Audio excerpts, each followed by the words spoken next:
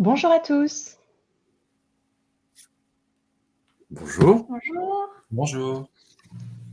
Bonjour à tous et bienvenue pour ce nouveau webinar.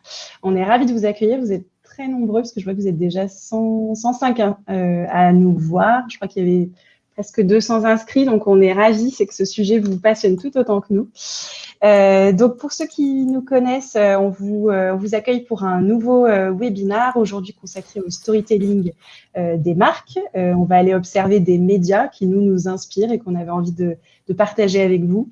On va décrypter des formats qui sont tendances et puis on ira voir bien sûr des exemples de marques corporate qui ont embrassé cette nouvelle galaxie de formats qu'on va vous décrire.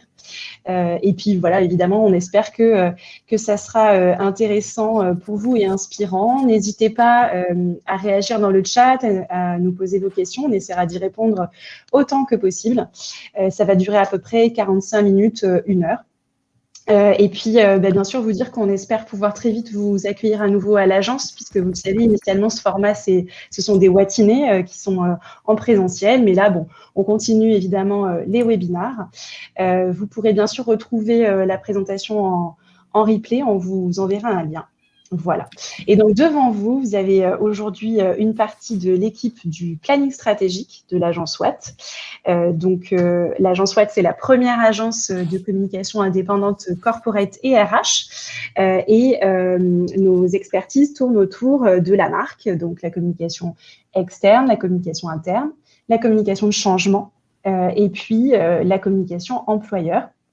Et donc là, vous avez quatre experts de ces sujets qui sont tous planeurs stratégiques. Donc, Cantour Atsimandrézy, Cédric Guillossou, Anthony Perrière et moi-même, Céline Tillet.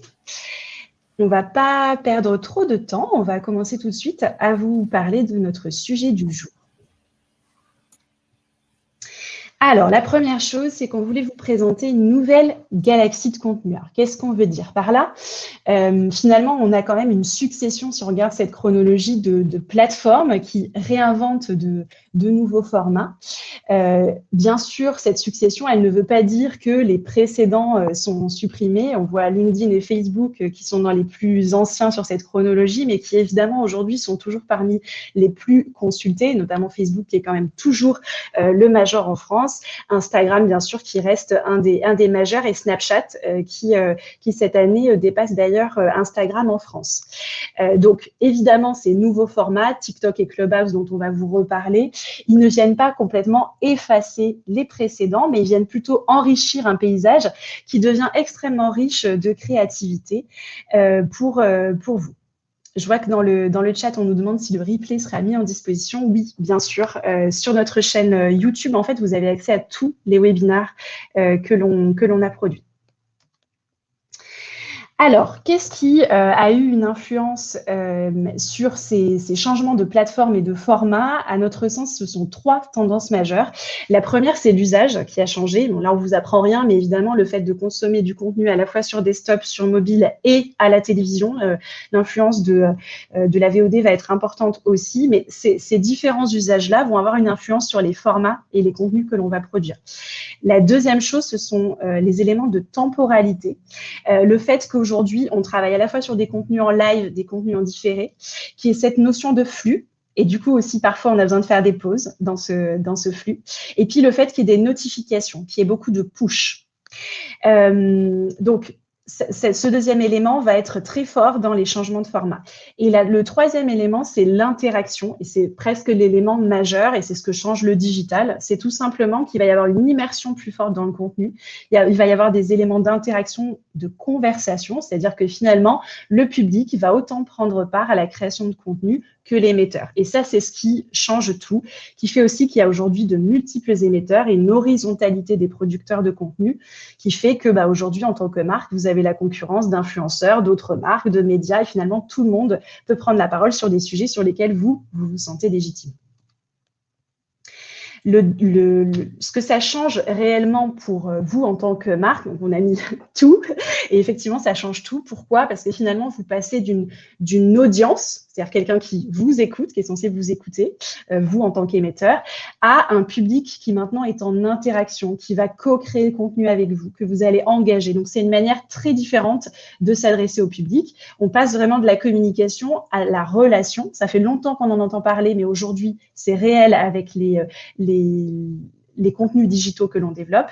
Et finalement, on passe du choix d'un format à un storytelling qui va être plurimédia, voire transmédia, c'est-à-dire arriver finalement à raconter une histoire, raconter qui vous êtes à travers l'ensemble des médias que vous allez préempter.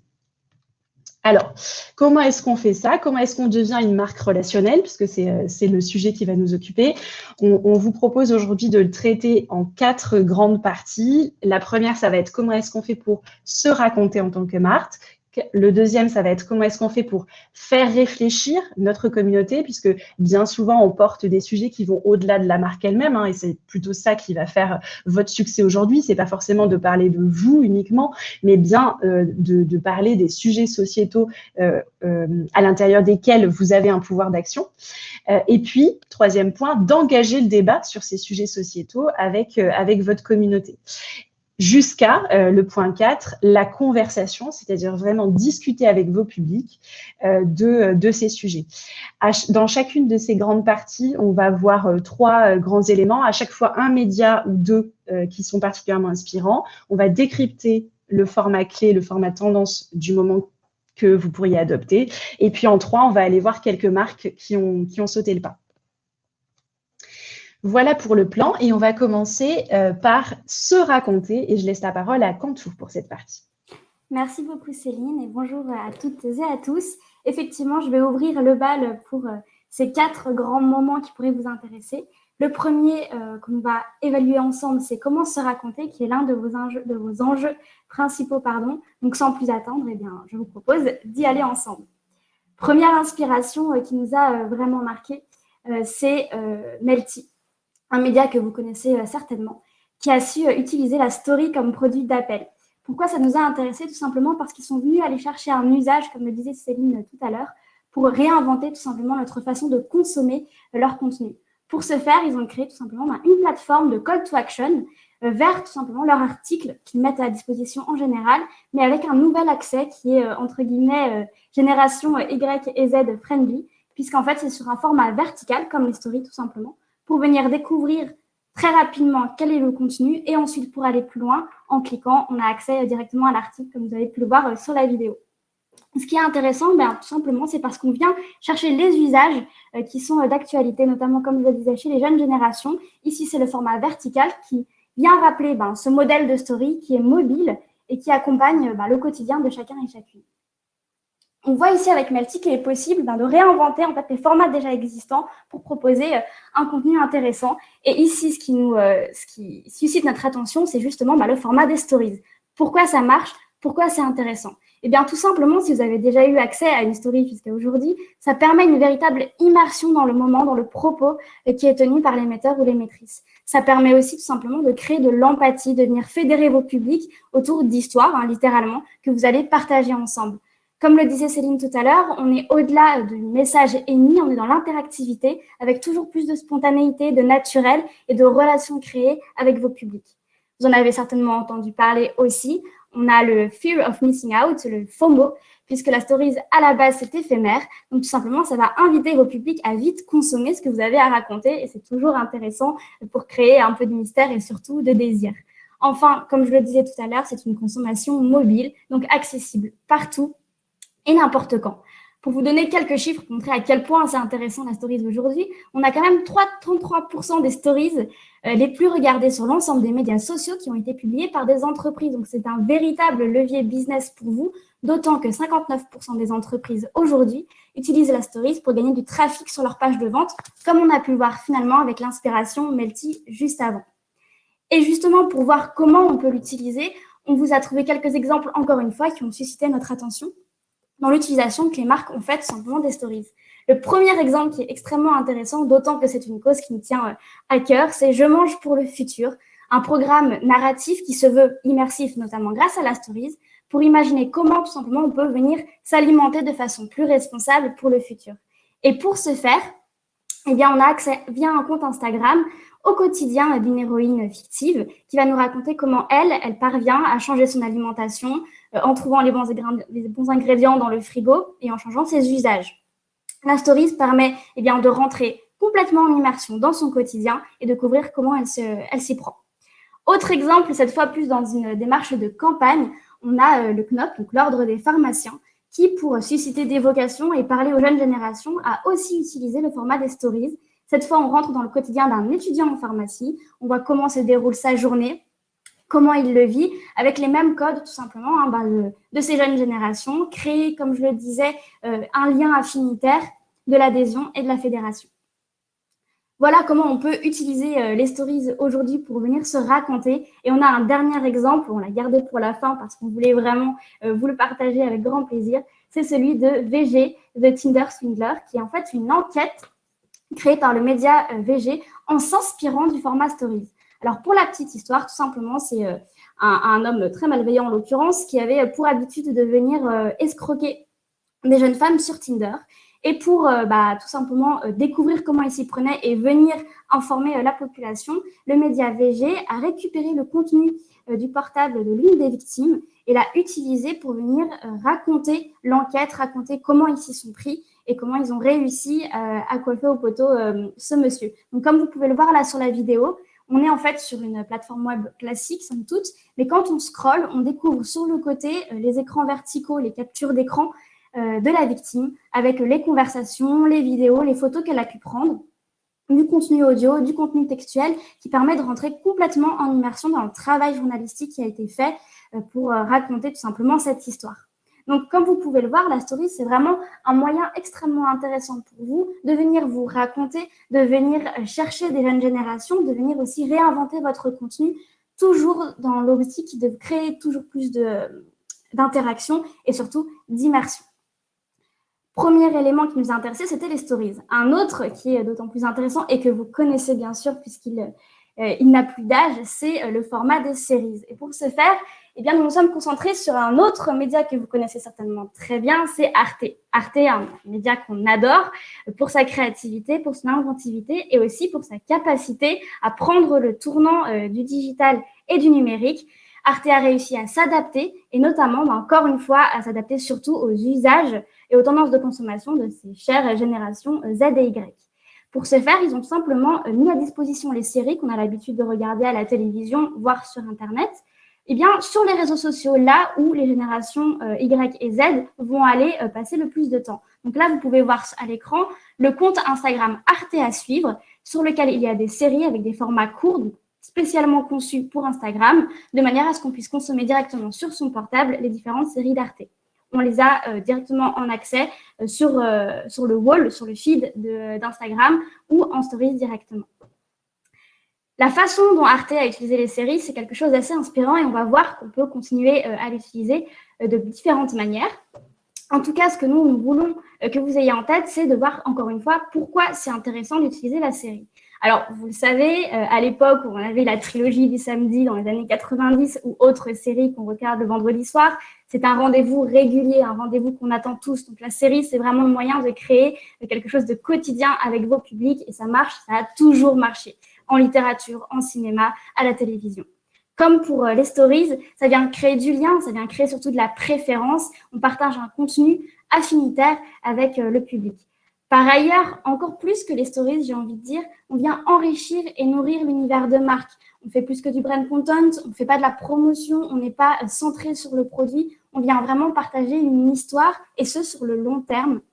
Donc, on crée vraiment une relation, un univers partagé. Et enfin, comme pour la stories, on va venir faire la preuve de son empathie puisqu'on vient aborder des sujets, des thématiques qui tiennent à cœur à vos publics. Donc, c'est extrêmement intéressant.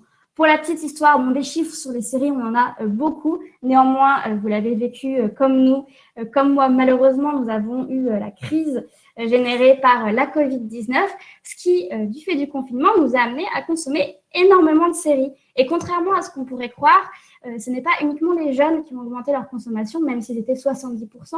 On a aussi 60% des 55 ans qui ont regardé plus de séries. Donc, autant vous dire que c'est un format qui, de toute manière, va toucher l'ensemble de vos publics, quelle que soit la segmentation d'âge, voire même d'ailleurs géographique.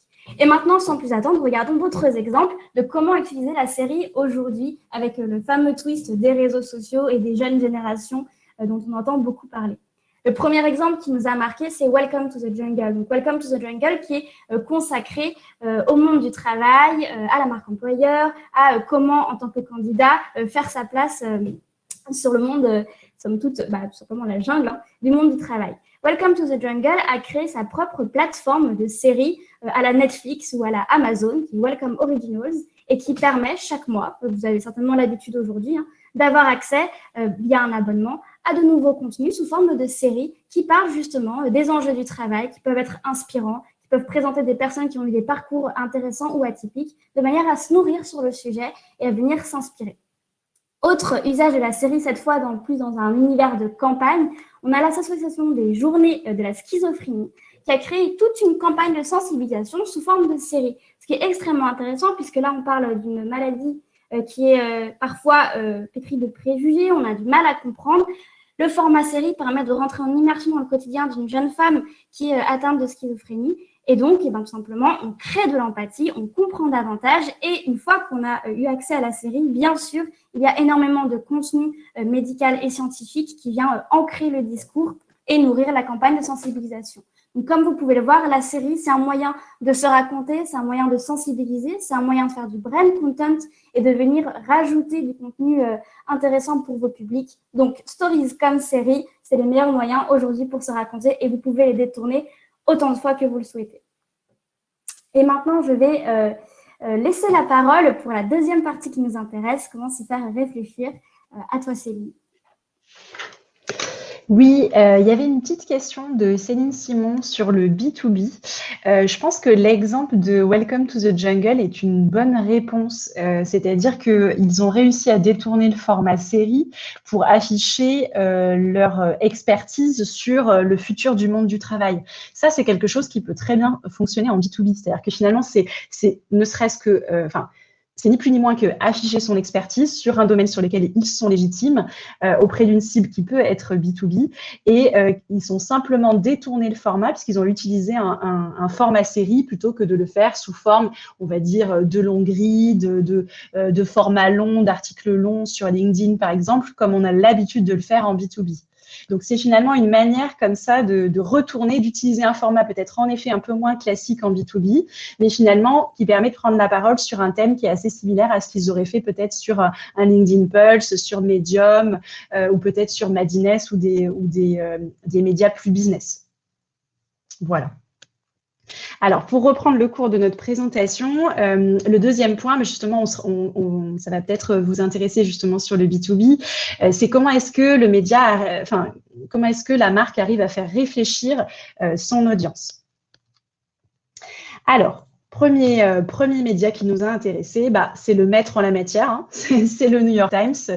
Nous, on s'incline toujours devant ce média-là qui arrive à se réinventer, qui a presque 170 ans et qui pour autant est plus moderne que jamais, puisque finalement, c'est un média qui a su passer du papier au digital et aujourd'hui, c'est via le format digital qu'ils se font connaître, puisque aujourd'hui, leur vitrine, c'est un podcast qui s'appelle The Daily, qui est un podcast quotidien de 20 minutes et qui est le plus téléchargé aux États-Unis, près de 2 millions de téléchargements.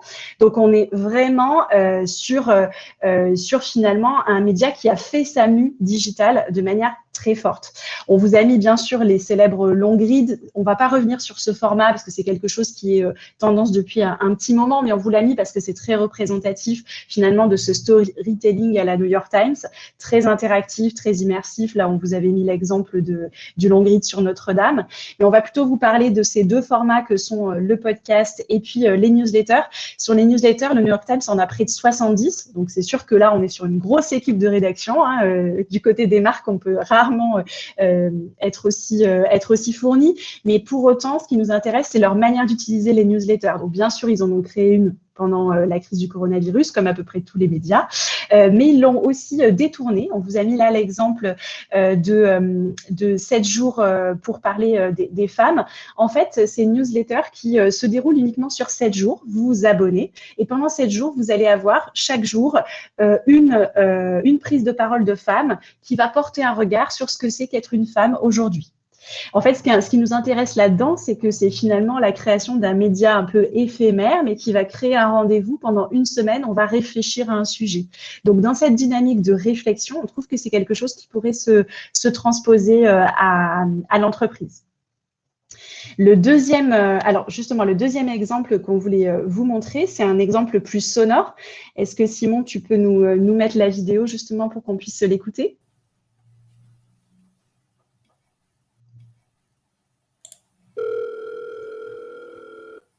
Welcome to the New York Times Primal Scream Line, where the floor is yours to yell, laugh, cry, or vent for a solid minute. I just wanted to say, I'm so sick of my goddamn kids. This pandemic has made me realize that maybe I'm not cut out to be a mother. I am doing my 6th load of laundry today. Oh, God, every day I think I can't do this again. But then I do. I get it. I get up and I do it because that's just what parents do, right?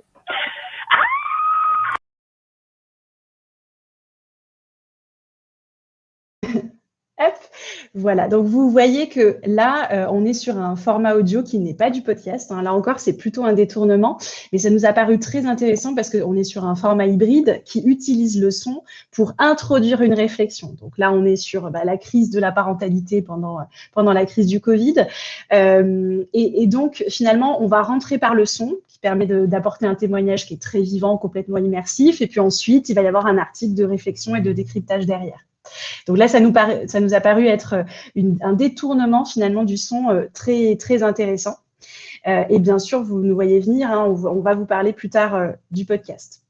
Deuxième média très intéressant pour ce côté finalement faire réfléchir, ce sont tous les médias prospectifs. Vous connaissez Oui Demain, vous connaissez Ouzbek Erika. Il y a des verticales chez Slate comme Cori qui se créent autour des nouvelles économies. Tous ces médias-là explorent le futur, la prospective, parfois la fiction. Et c'est un moyen finalement de faire réfléchir que de se projeter dans ce futur, souhaitable ou non souhaitable d'ailleurs. Pourquoi est-ce qu'on vous a mis en avant ici Ouzbek Erika? Parce que c'est un média qui est né en 2010, d'abord au format papier, vendu en librairie et en kiosque, qui en 2016 a commencé à passer sur le digital, qui aujourd'hui n'est plus vendu en kiosque, c'est uniquement sur abonnement qu'il y a une version papier, mais qui en revanche a créé ce nouveau site en 2020, qui finalement fait que ça devient totalement un média digital. Et sur ce média, on va retrouver des articles de décryptage de ce futur souhaitable ou non, futur que l'on est en train de construire, puisque c'est aussi un média qui est très engagé, qui a des positionnements militants. On sait que les articles engagés sont ceux qui sont les plus partagés aujourd'hui par les jeunes. Donc, c'est un vrai facteur d'engagement au sens digital, d'engagement au sens partage. Et puis, il va y avoir toutes sortes de formats. Donc, ils utilisent du podcast. Il y a plusieurs podcasts chez Ouzbek Erika. Il y a même une émission télé qui s'appelle ORTF. C'est un petit clin d'œil parce qu'en fait, ça veut dire On the Road to the Future. Donc, c'est plutôt l'inverse, c'est assez intéressant. Et puis, tous ces médias-là vont décrire le futur de manière engagée et autour de leur communauté. Alors ça, c'est un élément intéressant dont on reparlera sur d'autres médias, mais c'est la particularité des médias aujourd'hui, c'est que aujourd'hui chez Ouzbek Erika, le public fait partie intégrante de la production de contenu. Vous pouvez proposer des articles, vous pouvez bien sûr commenter. Il y a une rubrique qui s'appelle SOS, qui est en fait un SOS, un appel à contribution. Vous posez une question et c'est toute la communauté qui vous répond. C'est vraiment une communauté. Ils ont même une monnaie, pour vous dire, qui est l'Ouzbek. Donc vous pouvez vraiment contribuer, et ça, c'est un élément vraiment particulièrement intéressant de ce contenu. Il y a également des formats très interactifs. Là, vous voyez la loterie. Donc, il y a des formats très attractifs également qui font que c'est un vrai succès. On vous encourage à aller le voir. Alors, comment on s'inspire maintenant, nous, de ces médias particulièrement passionnants? Alors, il y a deux formats dont on va vous parler. On va vous parler du podcast et de la newsletter. Le podcast, je vois qu'il y en a certains qui, justement, voulaient qu'on en parle. C'est évidemment le format tendance. On en entend parler beaucoup depuis quelques temps. Pourquoi est-ce que ça marche? vous l'avez déjà entendu partout, hein, c'est parce que c'est de l'intime. En fait, le podcast, c'est de l'intimité, c'est soufflé à l'oreille.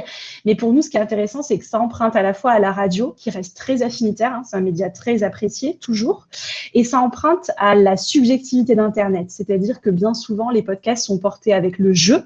Ils sont très subjectifs, ils portent la personnalité de leur auteur, et il va y avoir une immersion. Vous avez presque l'impression d'écouter des amis qui vous parlent. On reparlera aussi de Clubhouse dans ce style-là. Donc finalement, il y a un rapport direct qui se fait entre l'émetteur et le récepteur. Selon nous, aujourd'hui, il y a plein de formats de podcasts. Il y en a en solo, en bande, il y a des interviews, du récit personnel, il y a vraiment de tout. Aujourd'hui, pour nous, si vous voulez lancer un podcast de marque, vous n'arriverez pas à percer avec des formats très classiques, c'est-à-dire de l'interview d'experts, même du talk. Ça sera très difficile de percer, d'avoir un véritable succès et donc un retour sur investissement important. Aujourd'hui, selon nous, ce qui fonctionne le mieux, parce que ça pousse le plus fortement ce qui nous plaît dans le podcast, c'est la fiction. Beaucoup de marques s'y lancent, on va vous donner un exemple juste après, c'est-à-dire finalement justement se projeter dans un futur désirable ou non, comme en s'inspirant notamment des médias prospectifs comme Uzbek et Rika, ça fonctionne très bien. C'est le partage d'expérience, c'est-à-dire que c'est le fait que quelqu'un vienne témoigner et qu'on puisse nous-mêmes se reconnaître dans cette expérience, éventuellement avec un contrepoint plus expert derrière. Et puis, le format qui est un peu plus nouveau, là, qui est en train d'apparaître, c'est la short news audio quotidienne. C'est un peu l'équivalent d'une newsletter quotidienne d'information, mais sous forme audio. Il y a plusieurs médias qui ont lancé ça. Un média belge l'a lancé même sur WhatsApp, c'est-à-dire que vous recevez votre short news audio sur WhatsApp. Et ça, c'est un nouveau format qui est vraiment très récent et qui fonctionne bien, qui est un peu comme une sorte de JT. Par exemple, ça, on peut très bien l'imaginer en communication interne de manière en remplaçant, par exemple, une newsletter. Alors, les exemples, il y a le Green Mirror de Slate qui a été fait par Veolia. Donc, c'est un partenariat Veolia-Slate qui vient explorer justement un futur de 2050 qui pourrait être très peu désirable si on ne travaille pas sur le recyclage des déchets. Donc, à chaque fois, il y a une fiction. Par exemple, vous avez un journaliste qui va faire une interview en 2050 et puis ensuite, il y a un débat d'experts pour réfléchir à ce futur et comment est-ce qu'on peut finalement faire qu'il soit plus vertueux. Le deuxième exemple, c'est Bayer. Vous savez que Bayer est une marque qui, bien sûr, a été mise à mal en termes d'image et qui avait besoin de reprendre la parole de reprendre la parole et de se réancrer finalement dans le débat sociétal. Ils ont fait avec l'Institut national du sommeil et de la vigilance un podcast sur le sommeil et les problèmes de sommeil. Ce qui nous a intéressé, c'est qu'ils rentrent par du partage d'expérience. C'est-à-dire qu'on va commencer par entendre, par exemple, un couple qui dit, voilà, depuis que notre bébé est arrivé, on est dans l'ultra-vigilance, on n'arrive plus à dormir. Et en fait, ce témoignage-là va amener ensuite un point de vue d'expert qui est un médecin, donc on a la crédibilité aussi de l'expert. Et puis, finalement, c'est ça qui va faire l'ensemble du podcast avec des réponses concrètes pour les gens qui ont des problèmes d'insomnie. Donc voilà deux exemples qu'on a trouvés inspirants. Deuxième format dont on voulait vous parler, c'est la newsletter.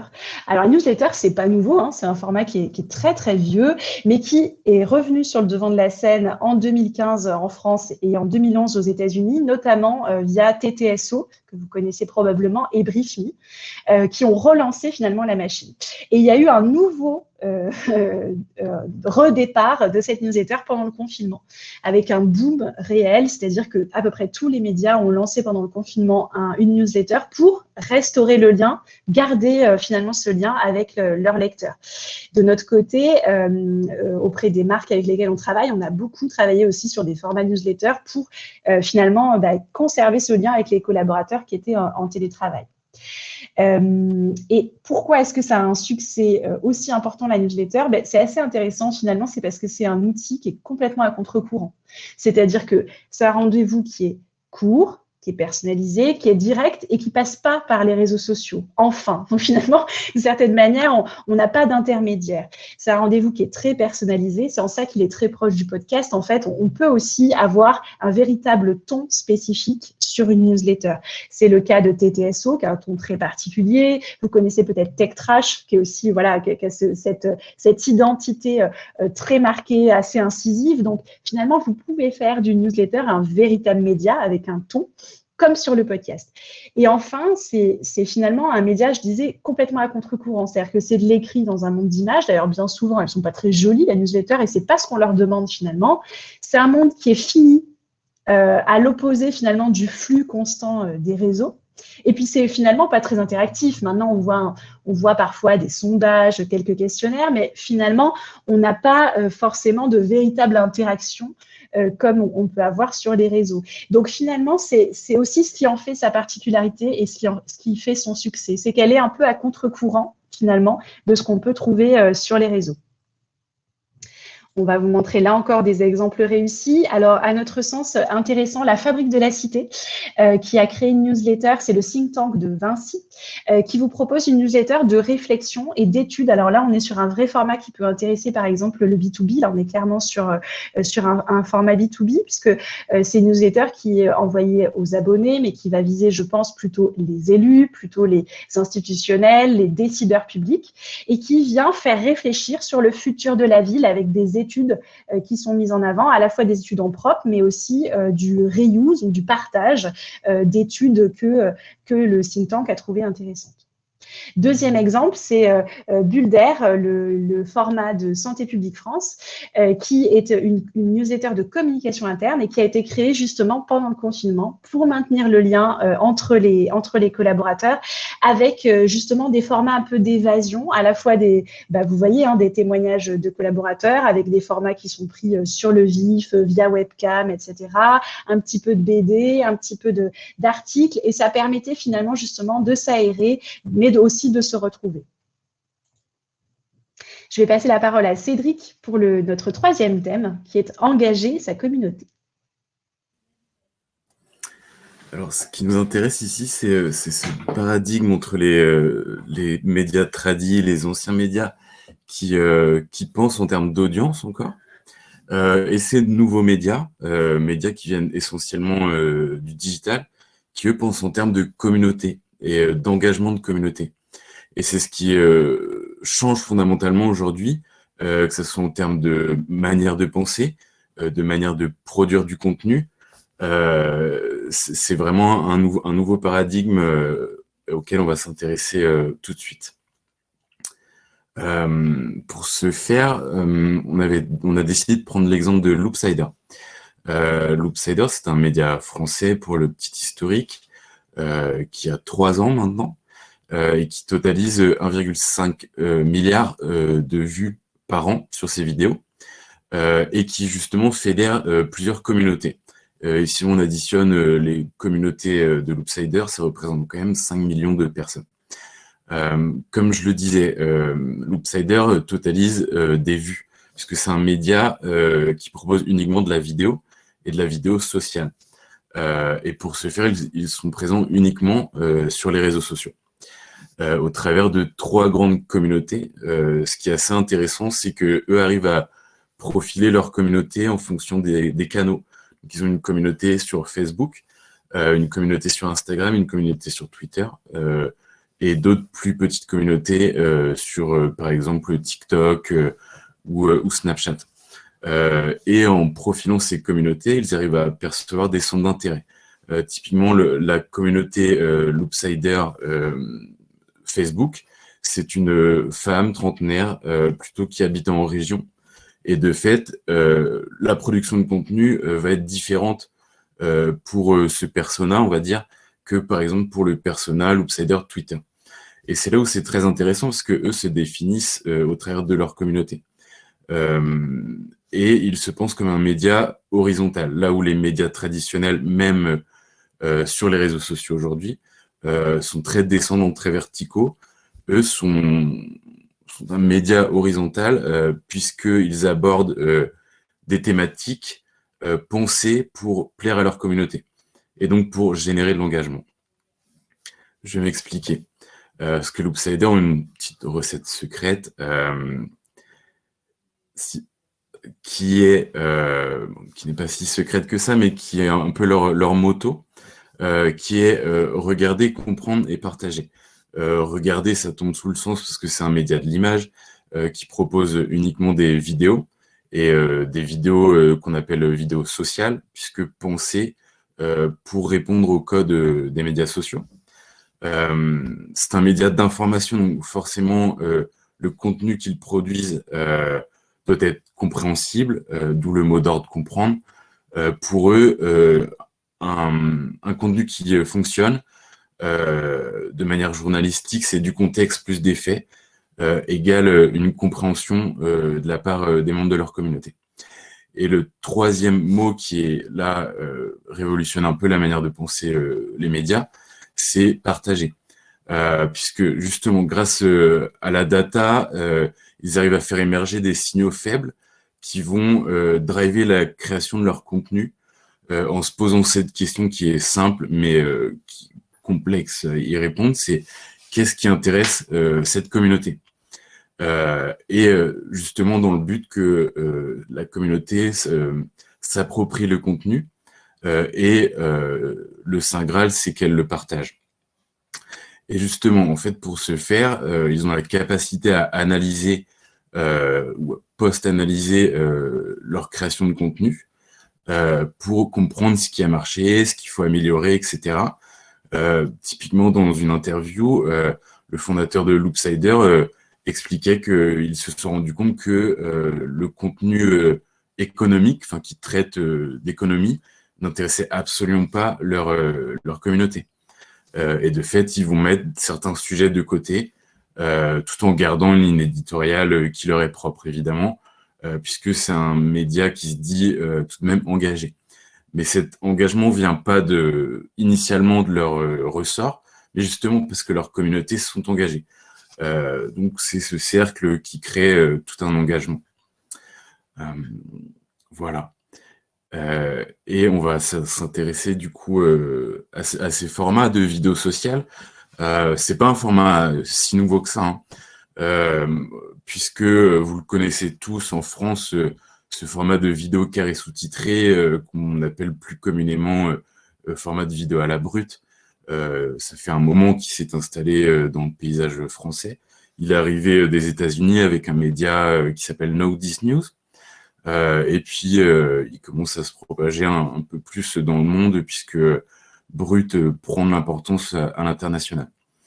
Même en termes d'audience purement sur les réseaux sociaux, Brut aujourd'hui aux États-Unis, c'est plus important que CNN.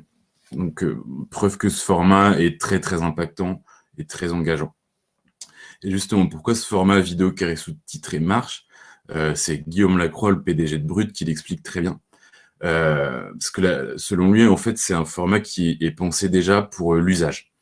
On consulte les réseaux sociaux sur son mobile.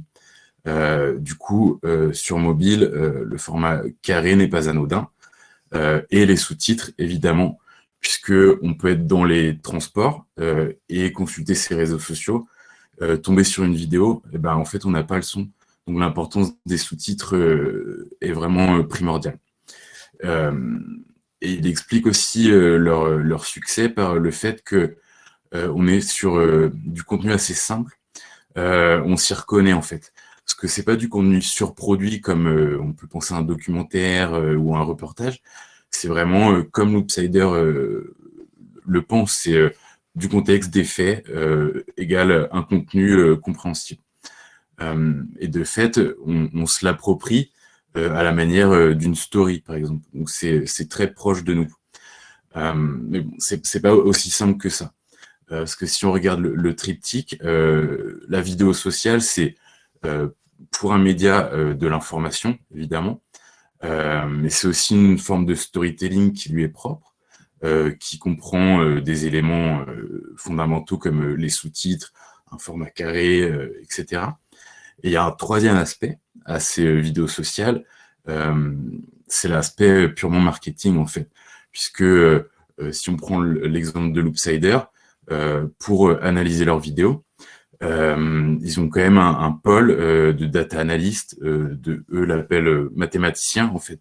Donc il y a vraiment des personnes qui vont analyser de manière purement marketing, grâce à la data récoltée, quel est l'impact du contenu.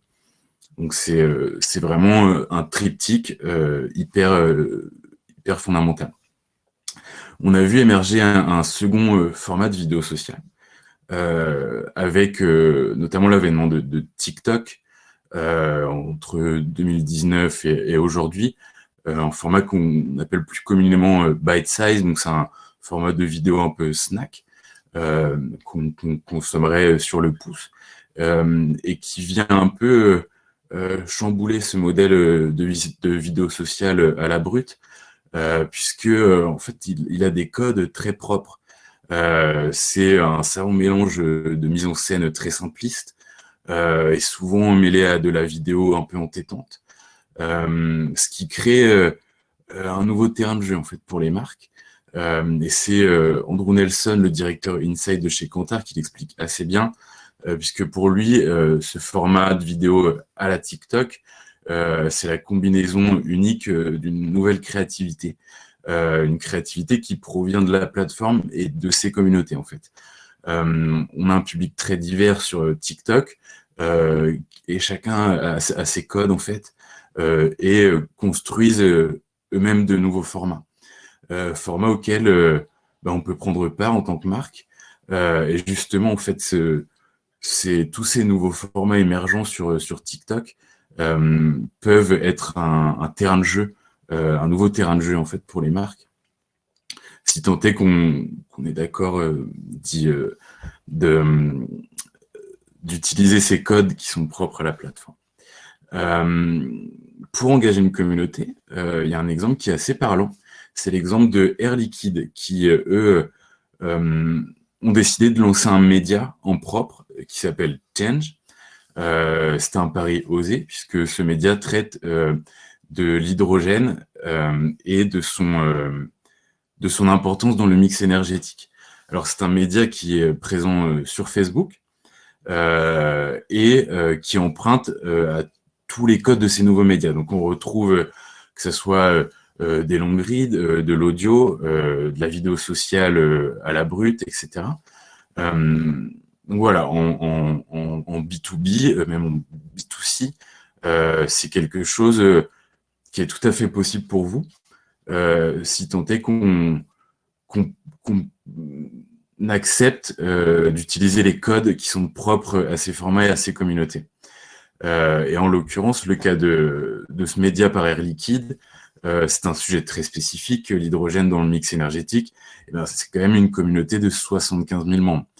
Donc le pari est plutôt réussi pour Air Liquide. Et je vais maintenant laisser la parole à Anthony, qui va traiter de conversation. Merci Cédric.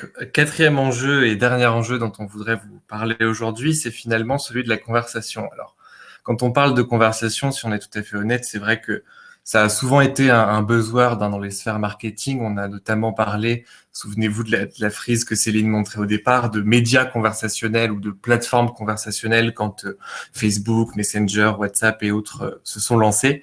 Et c'est vrai que ces plateformes-là ont beaucoup participé au développement des conversations, mais ça restait finalement des conversations entre individus et des conversations plutôt très personnelles.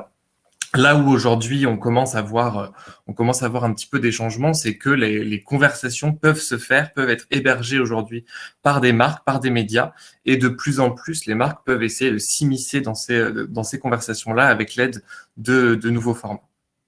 Le premier exemple dont on voulait vous parler, on l'a un peu teasé déjà juste avant, mais c'est l'exemple de Clubhouse. Alors, en l'occurrence, c'est pas tout à fait un exemple de média, hein. Cette fois-ci, c'est bien une plateforme. Il se trouve que Clubhouse, en l'occurrence, est encore en phase bêta et que voilà, l'application s'est lancée en mars 2020, donc avec d'ailleurs un très bon sens du timing, hein, si on y réfléchit, pour le premier confinement. Mais en tout cas, voilà, ça fait à peine un an que la plateforme existe.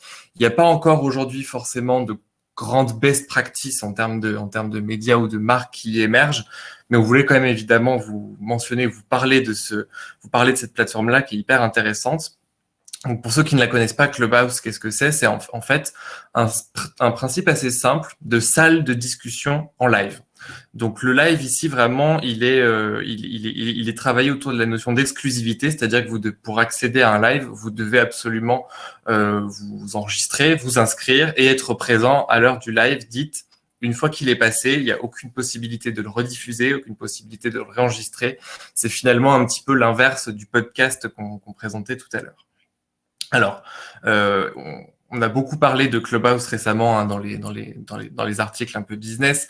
On peut se demander si Clubhouse est une sorte de bulle. Pourtant, on pense que non, parce que c'est vrai que le phénomène a déjà fait beaucoup d'émules. Si on regarde bien, il y a déjà Facebook, Twitter, Reddit, même Spotify aujourd'hui qui réfléchissent à des formats d'audio en live. Pourquoi? Parce que finalement, c'est le format qui aujourd'hui est peut-être le plus proche naturellement de la conversation. Quand on se connecte sur Clubhouse et quand on va dans une room pour parler d'un sujet, bah finalement, qu'est-ce qu'on a? On n'a absolument pas de vidéo, on n'a absolument pas de photos, on n'a absolument pas de contenu écrit. On a juste la conversation avec les petits pictos des personnes qui parlent et donc à la fois les speakers et les spectateurs, mais on n'a rien de plus. Donc on est vraiment dans le plus naturel, le plus intrinsèque de la conversation. Pourquoi ça marche aujourd'hui? Parce que alors déjà il y a peut-être une explication qu'on peut trouver sur le principe même de Clubhouse, en tout cas dans sa phase bêta, qui est qu'aujourd'hui on ne peut pas accéder à Clubhouse si on n'est pas parrainé. Donc il faut absolument recevoir une invitation de quelqu'un qui est déjà membre. Donc ça fonctionne vraiment sur ce principe de la cooptation pour rentrer dedans. Donc forcément tout ça crée aussi un phénomène de mystère où on a absolument envie d'en être et de faire partie de cette communauté-là. Il est dit par certains articles que une fois que la phase bêta sera passée et que l'application sera vraiment lancée, peut-être que ce principe-là ne sera pas retenu et que c'était tout ça aussi pour créer un petit peu un buzz autour de ce phénomène-là. Mais ça marche, je le disais, parce que finalement le contenu est avant tout et essentiellement, voire uniquement vocal. Là où toutes les plateformes que l'on connaît, les Facebook, les Instagram, etc., on va finalement se retrouver très souvent et c'est un phénomène qui est d'ailleurs de plus en plus parlé aujourd'hui, discuté dans les sphères de la psychologie. On va se retrouver très souvent à scroller indéfiniment des contenus sans forcément se concentrer sur des contenus, sans forcément prendre le temps d'aller lire, d'aller écouter, d'aller regarder de façon un peu longue et immersive. Et c'est vrai que Clubhouse, à l'inverse, est un vrai remède ou un vrai antidote, on pourrait dire, à ce côté très scroll fatigue, comme on l'appelle aujourd'hui, où finalement, on y va pour une seule chose, c'est aller dans sa salle de discussion et après, on est que là-dedans et on n'a pas tout l'alentour visuel et toute la scénographie autour qui viendrait interrompre ce moment de conversation très intime et finalement très authentique. Alors évidemment, je le disais, quand Clubhouse s'est lancé, ce qui était intéressant, c'est que ils se sont lancés en mars 2020 pendant le premier confinement. Donc forcément, il y a une dimension très importante aussi d'affinité avec le contexte, qui fait que aujourd'hui, quand on se retrouve de plus en plus isolé chez soi, que ce soit en télétravail ou à cause des couvre-feux, etc., forcément, la dimension conversationnelle prend. Pour autant, on pense, c'est pas forcément quelque chose qui va s'arrêter à partir du moment où on va retrouver une vie un petit peu plus normale. C'est vraiment un phénomène aujourd'hui, le live, qui est très fort. Et pas seulement en audio, mais aussi en vidéo. Donc avec le slide suivant, où on voulait vous parler de la matinée Étienne sur Twitch. Donc on est vraiment ici dans le on va dire l'exemple le plus parlant du live vidéo. Alors si vous êtes un aficionados de newsletter, vous avez peut-être déjà vu un petit décryptage passer sur ce média-là.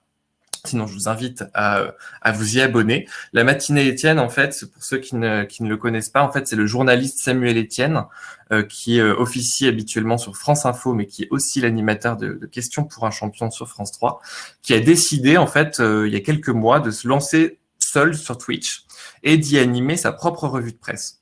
Donc d'ailleurs, il a plutôt trouvé un nom assez intelligent, puisque la matinée Étienne, Samuel Etienne, vous voyez le jeu de mots. Et donc régulièrement, plusieurs fois par semaine, pendant environ 1h30 à 2 heures, il va faire une revue de presse où il va détailler l'ensemble des unes de la presse nationale, mais aussi de la presse locale. Vous voyez, par exemple, ici, le journal de la Marne, je crois. Il y a quelque chose de très... de très authentique et de très intime dans ce que fait Samuel Etienne, parce que là où sur France Info, forcément, il est assez, on va dire, contraint entre guillemets par la ligne éditoriale de la chaîne télé. Là, pour le coup, il est finalement seul en scène, et on le voit d'ailleurs sur l'écran, il est vraiment chez lui, avec sa petite scénographie personnelle, son casque, son micro, son écran, et donc il va être un peu affranchi de ses contraintes éditoriales. Donc ça va lui permettre aussi finalement de donner son point de vue beaucoup plus souvent, de façon plutôt sincère, chaleureuse, parfois drôle, avec une pointe d'humour. Et puis, ce qui est intéressant, comme la partie live audio sur Clubhouse, c'est qu'on est vraiment dans une forme de conversation. Alors, c'est très propre à Twitch et à toutes ces plateformes aussi de live streaming. Mais pour le coup, le chat ici fait vraiment partie intégrante de l'événement, fait partie intégrante du modèle de Twitch. Et donc, le journaliste va être en permanence en train d'échanger avec sa communauté dans le chat. Alors, il y a un volume de conversation, si vous êtes déjà allé voir un de ces lives, un volume de conversation qui est assez dingue. Donc, évidemment, il ne peut pas répondre en direct à l'entièreté des questions. Pour autant, les questions qu'il va sélectionner vont lui permettre finalement d'enrichir l'émission au fur et à mesure de sa diffusion. Au fil des commentaires, il va répondre à certaines questions, il va réagir sur certains commentaires, et ça va lui permettre finalement d'improviser en quelque sorte au fur et à mesure son format. Ce qui est vraiment intéressant sur les opportunités du live, que ce soit du live audio ou du live vidéo, c'est qu'on le voit aujourd'hui dans les études récentes qui sont sorties, de plus en plus, les consommateurs, vraiment maintenant, les clients sont vraiment fans de ce type de contenu-là. Et plutôt qu'un article écrit, ils vont préférer des contenus de marque en live stream. On le sait, que ce soit du vocal ou de la vidéo. Évidemment, ces formats-là sont beaucoup plus interactifs qu'un format simplement écrit. Alors, je vois dans le chat qu'en effet, Samuel Etienne a récemment fait une pause sur Twitch. Alors, en effet, ça fait quelques temps maintenant, je crois, qu'il n'a pas fait d'émission. Il se trouve qu'il a un emploi du temps qui est assez fourni, et que donc il a dit qu'il prenait quelques vacances pour mieux revenir peut-être après dans un agenda un petit peu plus aisé à tenir pour lui. Et c'est vrai qu'il faisait plusieurs émissions par semaine, donc je crois qu'il avait des journées assez folles où il commençait à 4h du matin, il finissait à 23h, etc. Donc voilà, le live c'est bien, mais en faire autant, c'est vrai que ça demande quand même un investissement assez fou. Pour autant, voilà, les opportunités de ce live, je le disais tout à l'heure, c'est que qu'on soit en audio ou en vidéo, on est vraiment dans des formats très interactifs. C'est-à-dire que il n'y a pas plus naturel et évident qu'une conversation pour être vraiment dans l'interactivité. Et là où pour certains autres formats, parfois, on est face à une marque qui va être descendante et un public qui va converser entre eux. Là, ici, vraiment, le public fait partie intégrante du format. On a souvent parlé à l'époque de la télé et des réseaux sociaux du second écran, mais c'est vrai que voilà, à l'époque, c'était la télé qui diffuse son émission, qui diffuse son programme. Les conversations se font par ailleurs sur un second écran, mais c'est pas finalement le média qui va parler avec les gens. Ici, vraiment, on a un seul écran et la conversation en fait partie intégrante. C'est un format aussi qui est extrêmement authentique. Pourquoi ? Parce que, alors, c'est encore plus vrai d'ailleurs en vocal, là où il y a vraiment très très peu de scénographie, mais même souvent aussi sur les streams, on le voyait avec Samuel Etienne, la scénographie est finalement extrêmement simple, et la grammaire visuelle aussi le branding un petit peu de ces plateformes-là font qu'on est très centré sur la communauté, on est très centré sur le contenu qui est en train d'être dit, et il y a assez peu finalement on va dire de travail visuel autour, qui fait que voilà, on est concentré sur les personnes et sur ce qu'elles disent et pas plus.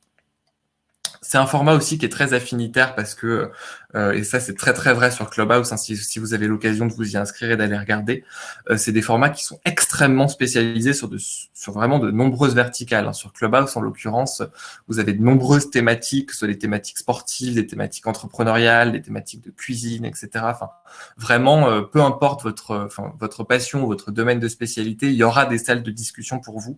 Et c'est vrai que ces formats live, à partir du moment où finalement on fait le choix de s'inscrire à un live, on fait le choix d'aller y participer, d'aller y converser, ça veut dire que voilà, on est vraiment intéressés tous ensemble en tant que public de se réunir autour de cette expertise-là ou de cette spécialité-là. Et puis enfin, dernière opportunité, et non des moindres, c'est vrai que c'est un format aussi où potentiellement le ticket d'entrée est relativement accessible parce que par rapport évidemment par exemple à un podcast, c'est vrai que toute la phase de post-production ou de montage n'est pas forcément indispensable, d'autant plus sur des formats comme Clubhouse où il n'y a pas de possibilité d'enregistrement. Donc là vraiment il y a évidemment toute une phase de préparation du live et de mise en scène, mais c'est vrai que à part ça, voilà, il n'y a pas forcément de travail économique en plus à faire, donc les formats sont relativement accessibles. Avant d'embrayer sur le deuxième média, quelques exemples aussi pour vous montrer que tout ça est très accessible. Alors, il n'y a pas forcément aujourd'hui, on le disait, d'exemples assez parlants ou en tout cas assez évocateurs sur Clubhouse. Pour autant, le format live, que ce soit un format audio ou vidéo, c'est déjà des formats qui aujourd'hui sont assez utilisés et partagés par les marques. Et notamment, on voulait vous partager ces exemples parce que ce sont des exemples qui montrent à quel point le live peut être intéressant pour de la communication interne ou pour de la communication employeur. En l'occurrence, l'exemple de JP Morgan, donc la banque JP Morgan, s'est lancée sur LinkedIn Live parce que LinkedIn fait partie de ces plateformes qui, à l'instar d'autres, essayent aussi de mettre en place ces formats live. Ils ont lancé une série en 6 épisodes autour justement de toute la politique d'apprentissage et de développement de carrière de la banque. Donc, on va y retrouver à chaque fois dans ces épisodes finalement des témoignages d'experts, des questions de candidats aussi auxquelles ils vont répondre en direct.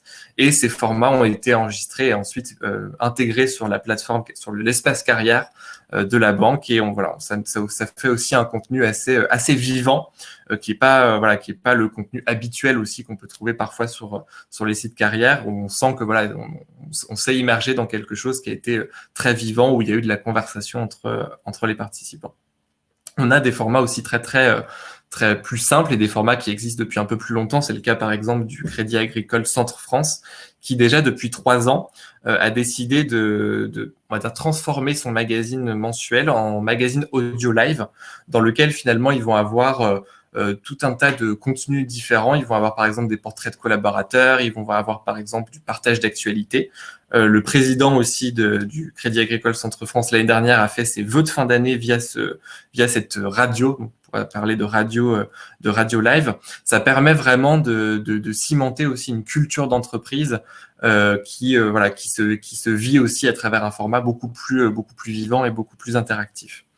Et puis un petit exemple un petit peu plus maison cette fois-ci sur la convention annuelle d'Abvi, où là nous avons imaginé chez Watt vraiment un plateau TV virtuel en direct, où ce qui était intéressant, c'est que il y avait donc toute cette scénographie un peu télévisuelle qui permet vraiment de donner un vrai champ d'expertise à cette convention annuelle, mais qui aussi permettait d'avoir un fil rouge conversationnel tout au long de l'événement, qui permettait aux experts ou aux collaborateurs qui étaient présents en plateau de répondre en direct aux questions des collaborateurs, notamment sur la nouvelle définition de leur raison d'être. Et puis deuxième média qu'on voulait vous présenter, c'est le média Jam, que vous connaissez peut-être, dont on a aussi beaucoup parlé récemment, peut-être pas dans l'ampleur de Clubhouse, mais quand même en France on en a pas mal parlé, qui est vraiment concentré sur on va dire le messaging, c'est-à-dire ici un média qui se veut 100% conversationnel et 100% accessible sur Messenger, et qui pour le coup est plutôt adressé à des jeunes, donc à des jeunes de 15-30 ans, et qui déjà aujourd'hui compte plus de 600 000 utilisateurs de 15-30 ans, dont un quart, à peu près 150 000 de ces utilisateurs sont là présents au quotidien. En fait, Jam, ça fonctionne assez simplement comme un bot qui vient vous parler ou à qui vous avez décidé d'aller parler sur Messenger, et qui va poser des questions sur vraiment un tas de sujets très très différents. En fait, l'intérêt vraiment pour les marques de Jam, c'est d'aller chercher des insights et de la data très très très pertinent et très affinitaire sur ces publics jeunes. Typiquement aujourd'hui, si je vous encourage à aller sur le site de Jam, ils vont présenter pas mal de cases et de best practices. Mais si vous êtes par exemple une assurance comme la Maïf, vous allez pouvoir poser des questions sur par exemple le rapport des jeunes à la mobilité aujourd'hui, ce qui va vous permettre de glaner beaucoup d'insights sur la façon dont les jeunes envisagent la mobilité écologique, la mobilité de demain, et de derrière vous retravailler votre offre de façon plus affinitaire. Pourquoi ça marche aujourd'hui un média comme Jam? C'est parce que véritablement là, on va rentrer dans le cœur des conversations des gens. Là où tout à l'heure, quand je parlais de Clubhouse par exemple, voilà, on est sur des applications dédiées. Là, on rentre sur les médias comme Messenger, WhatsApp et autres, qui sont déjà les médias qui sont déjà les plateformes, sur lesquelles les individus, les consommateurs parlent entre eux. Donc, il va y avoir finalement certaines habitudes d'usage où les gens vont avoir une posture et une tonalité beaucoup plus affinitaire et beaucoup plus naturelle. Et c'est vrai que la ligne éditoriale de Jam est extrêmement travaillée pour être justement super affinitaire avec son public de 15-30 ans. Donc, que ce soit dans les sujets, la tonalité, le rythme, etc., c'est des piliers très, très importants pour Jam. Je le disais, c'est une interface du quotidien, puisque voilà, c'est pour un bot, on utilise l'interface Messenger sur laquelle les gens sont par ailleurs habitués aussi à parler à leur famille, à leurs amis, etc.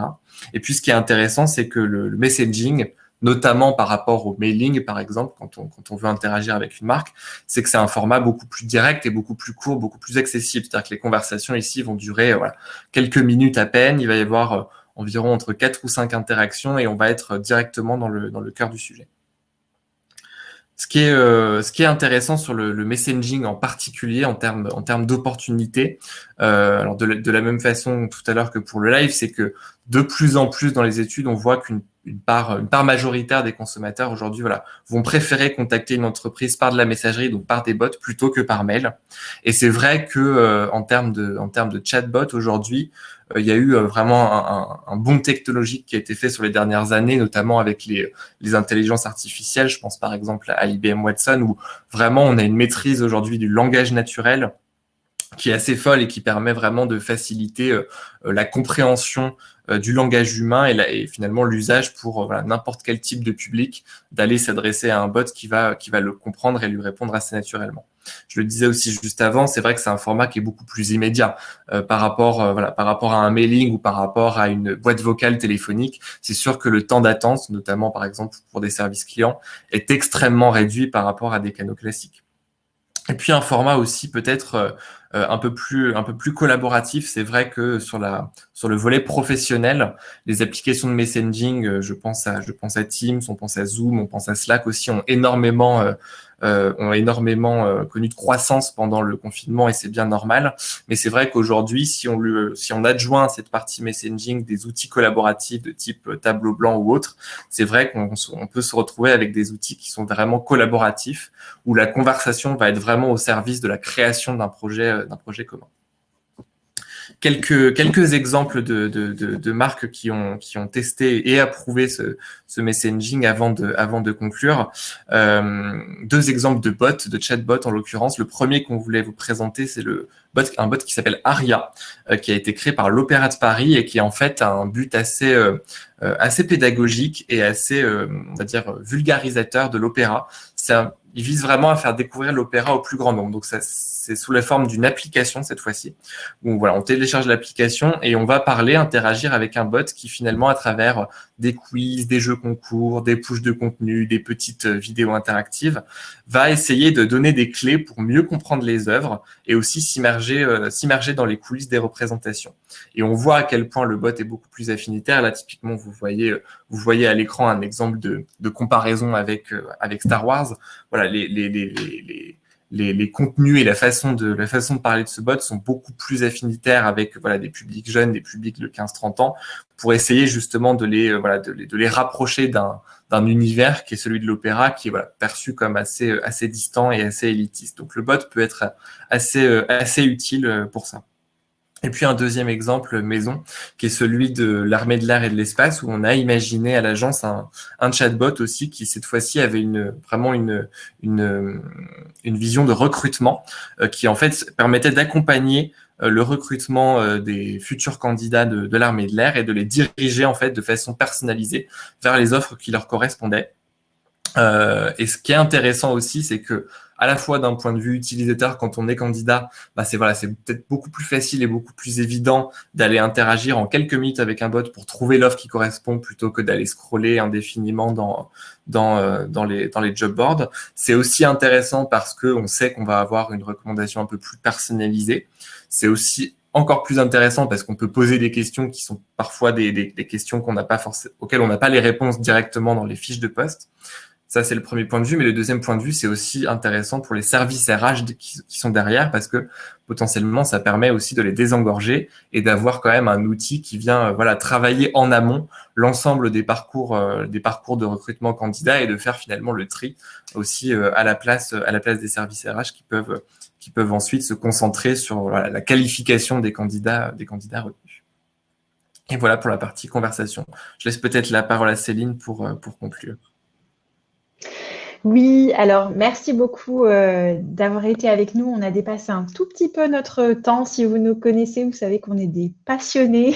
Et donc, c'est vrai que, en plus, ce sujet nous tient à cœur. Donc, on voulait vous en parler. On vous a remis pour conclure cette espèce de galaxie des contenus qui sont finalement autant de champs de créativité pour vous, les marques, pour vous exprimer, pour exprimer ce storytelling transmédia qui va faire de vous une marque relationnelle. Vous voyez tous les formats qui sont à votre disposition. On les a même pas tous décrits et pourtant on a essayé au maximum de vous nourrir. On espère que ça vous aura inspiré, que ça aura fait aussi peut-être une coupure dans nos journées qui sont pour beaucoup en télétravail et donc parfois assez intenses. Voilà. On espère que ça vous aura plu. N'hésitez pas à nous faire vos retours, à nous dire vraiment ce que vous avez aimé, ce que vous auriez aimé que l'on traite en plus, les sujets que vous aimeriez qu'on traite dans un nouveau webinar. On a plutôt envie, celui-ci, sur les contenus, d'en faire une saga, donc peut-être de poursuivre la réflexion. Je disais tout à l'heure qu'il y aura peut-être une réflexion justement autour du jeu vidéo, des contenus autour de Twitch, la réalité augmentée, tout ça qu'on a juste survolé cette fois-ci. Donc, n'hésitez pas à nous dire ce que vous aimeriez que l'on traite, à nous faire vos retours. On vous enverra le replay. Si vous souhaitez la présentation, n'hésitez pas à nous en faire la demande par mail directement à Simon qui va vous renvoyer le lien du replay. Et puis, voilà, on vous dit à la prochaine fois. On était vraiment ravis de vous accueillir. Merci beaucoup.